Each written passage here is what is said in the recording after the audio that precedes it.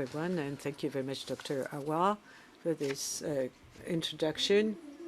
So let me tell you about the outcome of a study on IBIs in patients with advanced HIV disease in DRC.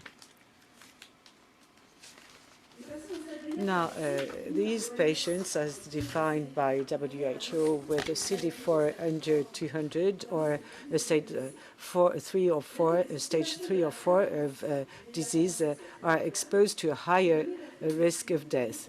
Now, in South Africa, it has been shown that 1/3 of individuals infected with HIV present to healthcare services are in an advanced stage. Between 2014 and 2019, 35% of these patients were in stage 3 to 4.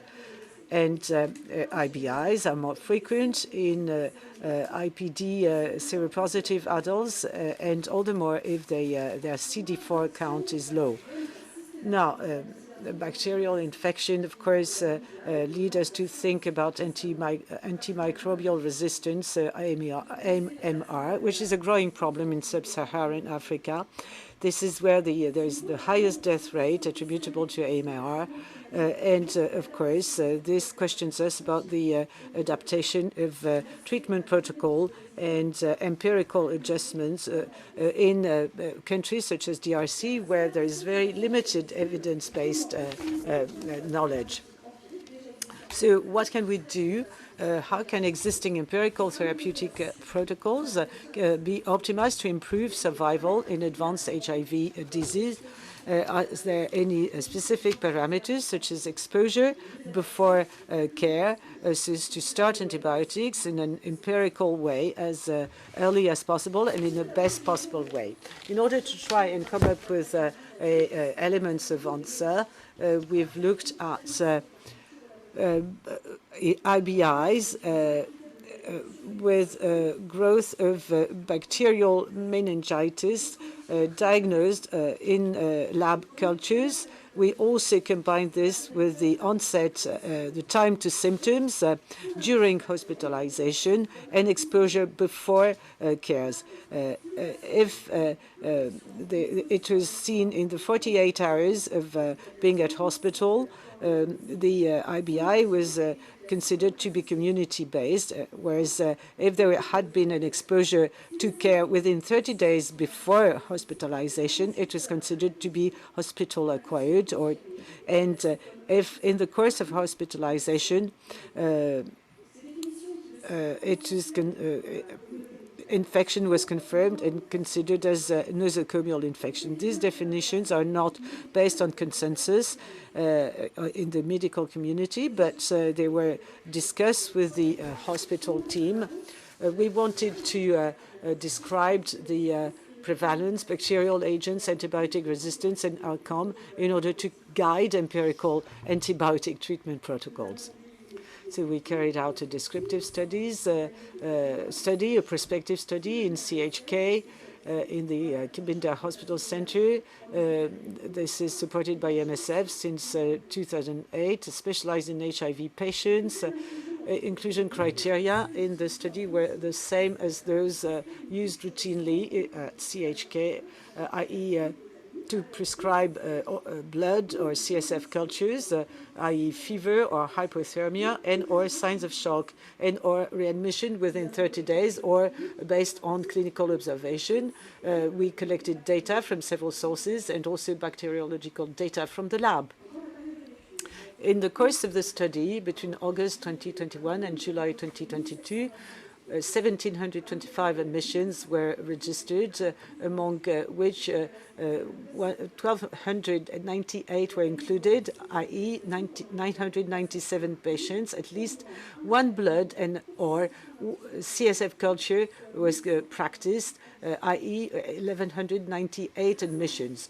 These patients who were included presented with a median age of 41 years old, and a majority of them were clinical stage 4, according to WHO, and some of them had disseminated tuberculosis, cerebral toxoplasmosis, and other diseases. Now, let's take a look at the outcomes. close to 500 community-acquired were seen. 71 were confirmed cases, i.e. a proportion of 5.9% for community-acquired IBIs. Now, healthcare associated among 625 suspected cases, 110 were confirmed, i.e. 9.2% of admissions, whereas hospital-acquired IBIs, out of 226 suspected cases after 48 hours of hospitalization, 42 were confirmed, i.e. 3.5% of admissions that were included in the study. Mortality in the hospital was 28%. In the confirmed cases for community-acquired IBIs, 26.8% died. In the healthcare-acquired group, 1/3 of the patients died versus 2/3 of those patients with hospital-acquired IBIs. Now, what are the main bacterial agents responsible for IBIs? Firstly, for community-acquired, the most frequent agents were non-typhi Salmonella and E. coli. If you add also health-acquired IBIs, you can see that non-typhi Salmonella are also the most frequent, but there are fewer cocci. And now in orange, hospital-acquired IBIs are shown in orange.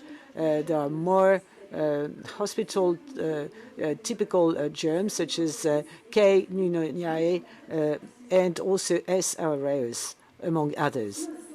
Now, antibiotic susceptibility now for enterobacteria. Ceftriaxone and ciprofloxacin are active against only 20% of these bacteria. Meropenem and azithromycin are still efficacious. Now, let me add health-acquired IBIs. You can see that susceptibility is similar, and now in orange, hospital-acquired IBIs, and you can see that the susceptibility rates are lower for all these antibiotics, and the number of strains is limited, but meropenem is not as active against these germs. Another important thing is the susceptibility to ceftriaxone for S. pneumoniae, and for S. aureus, it's only susceptible to cloxacillin, no susceptibility to cloxacillin, and susceptibility to vancomycin. So this study showed that the profiles of these bacterial agents in IBIs, in community-acquired and hospital-acquired IBIs, are similar. However, there's a revision of empirical antibiotic treatment should consider other severe bacterial infection not detected by blood culture, like pneumonia, which accounts for 15% of our patients in this study. Hospital-acquired IBIs are on a par with what you find in the literature for tertiary hospitals in Africa. Now, these IBIs may not be responsible for all these deaths, but it can reduce the count of CD4. We need to use large spectrum antibiotics such as meropenem or vancomycin. To conclude, this is the first data on IBIs among HIV advanced disease patients in DRC. There's an alarming antibiotic resistance rate. And of course, we've been worried about this at MSF in Kinshasa, and we are currently having discussions on empirical treatment guidelines in CHK, for instance, using meropenem or other antibiotics. And we need to have monitoring over time, and the diagnosis of IBIs and their resistance to to antibiotics are monitored because it's important to have this monitoring over time. And we could also extend surveillance to other countries with limited surveillance systems and in which not much is known about these patients. They may have different profiles from what we saw in DRC, and it could be a way to optimize the use of antibiotics in this highly vulnerable population.